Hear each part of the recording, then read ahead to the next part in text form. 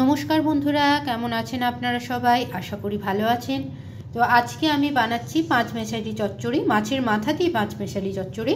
এখানে মাছের মাথাটা আমি আগেই ভেজে নিয়েছি ভালো করে, আর সঙ্গে বেশ কিছু সবজি নিয়েছি। যেহেতু শীতকাল, সমস্ত রকম সবজি পাওয়া যায়, তাই সেই রকম সবজি নিয়েছি। এখানে নিয়েছি কুমড়ো, বড় বড় করে কেটে নিয়েছি মূলো, গাজর আর বিনস।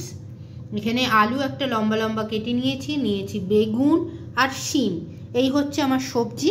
আপনারা চাইলে অন্য সবজিও দিতে পারেন এর মধ্যে, তো আমি এই কটা সবজি দিলাম।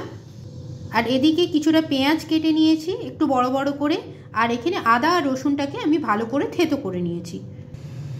এখানে মাছ ভাজার যে তেলটা আছে তার সঙ্গে আমি আর কিছুটা তেল দিচ্ছি, যাতে সবজিটা পুরোটাই একেবারে হয়ে যায় এর সঙ্গে।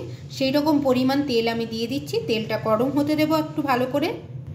তেলটা ভালো করে গরম হয়ে গেছে, ফোড়নে দিয়ে দিচ্ছি একটি তেজপাতা, 5 ফোড়ন আর একটি শুকনো লঙ্কা। ফোড়নটা ভাজা হয়ে গেলে কেটে রাখা পেঁয়াজ কুচিগুলো দিয়ে দিচ্ছি।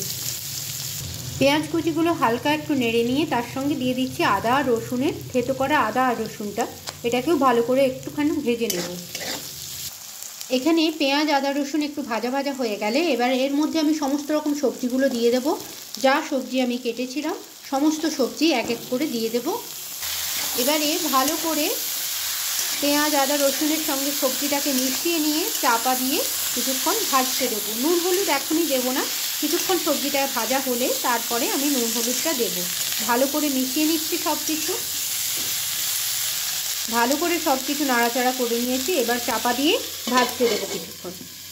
সবজিটার চাপা খুলে নিচ্ছি। বেশ কিছুক্ষণ চাপা দিয়ে ভাজা হয়ে গেছে, সুন্দরভাবে সবজিটা ভাজা হয়ে গেছে।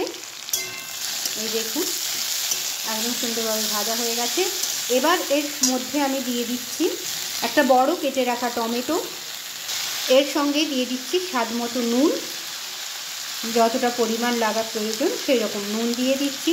দিয়ে ভালো করে আবার মিশিয়ে নিচ্ছি নুনটাকে সবজির সঙ্গে, দিয়ে আবার চাপা দিয়ে দেব, যাতে টমেটোটাও নরম হয়ে যায় আর সবজিটাও আরও একটু ভালো করে ভাজা হয়ে যায়। যতক্ষণ ওদিকে সবজিটা আরেকটু ভাজা হচ্ছে ততক্ষণ একটা মশলা বানিয়ে নেব। নিয়ে নিচ্ছি হলুদ গুঁড়ো, লঙ্কা গুঁড়ো, জিরে গুঁড়ো আর পরিমাণ মতো মিষ্টি, যতটা মিষ্টি লাগবে মিষ্টি দিচ্ছি। দিয়ে এটাকে জল দিয়ে গুলে রাখছি। এবার চাপাটা খুলে নিয়েছি। সবজিগুলো আরও বেশ ভালো করে ভাজা হয়ে গেছে, টমেটোটাও প্রায় গলে এসেছে। এই সময় আমি দিয়ে দেব ওই যে মশলাটা আমরা তৈরি করে নিয়েছিলাম, হলুদ গুঁড়ো, লঙ্কা গুঁড়ো, মিষ্টি আর জিরে গুঁড়ো, সেই মশলাটা এর মধ্যে আমি দিয়ে দিচ্ছি। এবারে এই মশলাটা বাটি ধোয়া জল একটু দিয়ে দেবো মশলাটার সঙ্গে, সামান্য একটু মশলার বাটি ধোয়া জল। এবার এই মশলাটাকে ভালো করে সবজির সঙ্গে কষানোর পালা। একদম সুন্দরভাবে সবজিটার সঙ্গে মশলাটাকে মিশিয়ে ভালোভাবে কষিয়ে নিতে হবে। মশলাটা যে কষানো হচ্ছে এরই মধ্যে আমি ভেজে রাখা মাছের মাথাটা দিয়ে দেব, কারণ মাছের মাথাটার মধ্যেও মশলাটা তাহলে ঢুকে যাবে। এবং এর সঙ্গে ভালো করে মিশিয়ে মাছের মাথাটাকে ভালো করে মিশিয়ে নেব।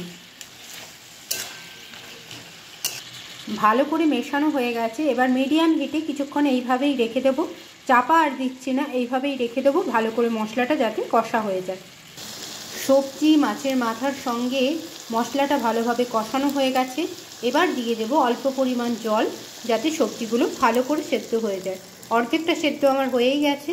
এবার অল্প পরিমাণ জল দিলাম, মিশিয়ে নেব, দিয়ে চাপা দিয়ে বেশ কিছুক্ষণ ফুটতে দেব, যাতে সবজিগুলো প্রায় নরম হয়ে যায়, একদমই গলে গলে যায় সেই রকম যাতে হয়, সেই রকম অবস্থার জন্য আমি চাপা দিয়ে কিছুক্ষণ এটাকে হতে দেব। যখন এইভাবে রসটা ফুটে উঠবে তখন একটু নুন মিষ্টি আর ঝালটা দেখে নেবেন।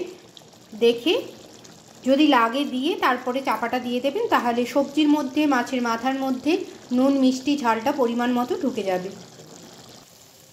বেশ কিছুক্ষণ চাপা দিয়ে সেদ্ধ করে নিয়েছি। দেখুন সবজি আমার প্রায় কমপ্লিট হয়ে গেছে এবং সমস্ত সবজি সুন্দরভাবে সেদ্ধ হয়ে গেছে। তরকারিটা আমার তৈরি হয়ে গেছে। এবার নামিয়ে নিচ্ছি।